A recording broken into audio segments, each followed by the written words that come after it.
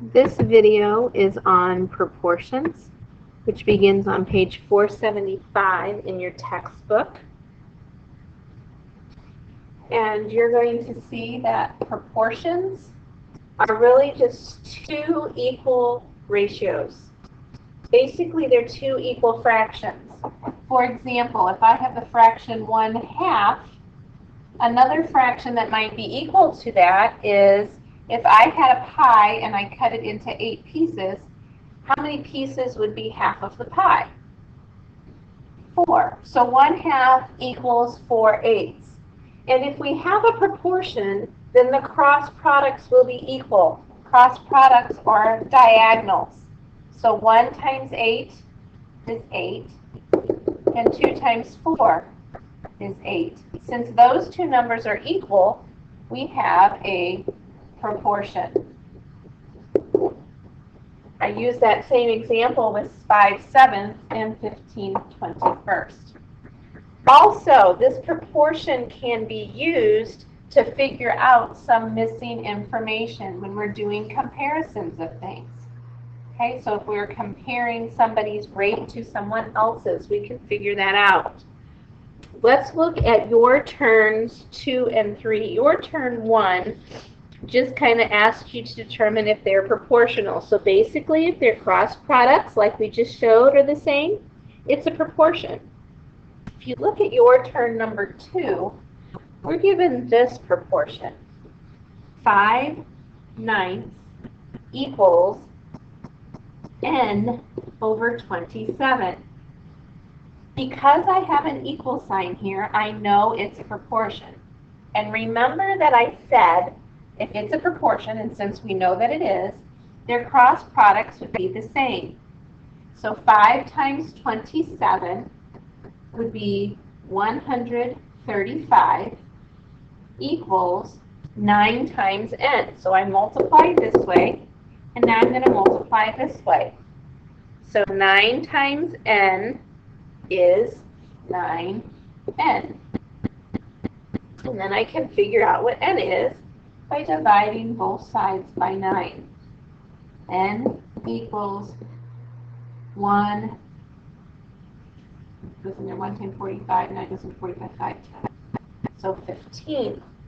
Now you might say to yourself, well, it looks like all you did was multiply the two numbers that were across from each other and divide by the extra number. Yep, you're right. That's exactly what I did. So let's look at B. It says y over 16 equals 7 over 10. Now, you can do that same shortcut strategy, but there might be a time coming up where we can't do that because we might need to distribute. But as long as we don't need to distribute, you can keep doing that. So 7 times 16, that's 70 and 42. So it's 112 equals y, not y, equals 10y.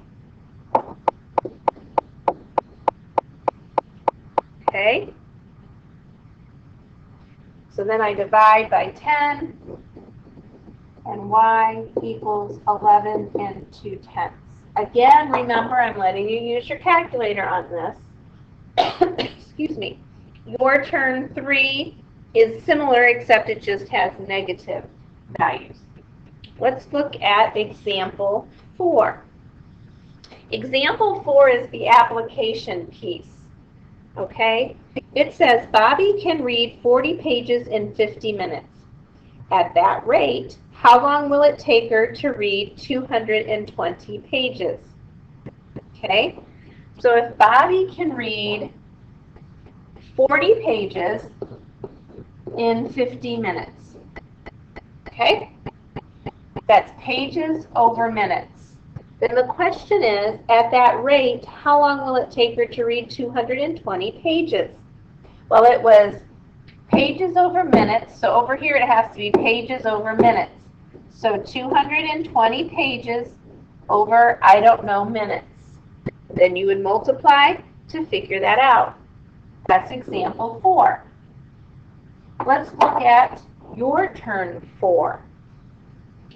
Your turn 4 says, Erica drove 303 8/10 miles using 12 4/10 gallons of gas. At this rate, how much gasoline would it take to drive 1,000 miles? Okay, let me set this up. Let's look at Erica. She drove 303.8 miles over 12.4 gallons. So it's miles over gallons equals miles over gallons. Which piece do I know? I know 1,000 miles over question mark gallons. So you'll multiply 1,000 times 12 4/10 divided by 303 8/10. Okay? Let's look at your turn 5. It says find the unknown length of the similar figure. Okay, we have two triangles that look very similar to each other. Okay, two shapes.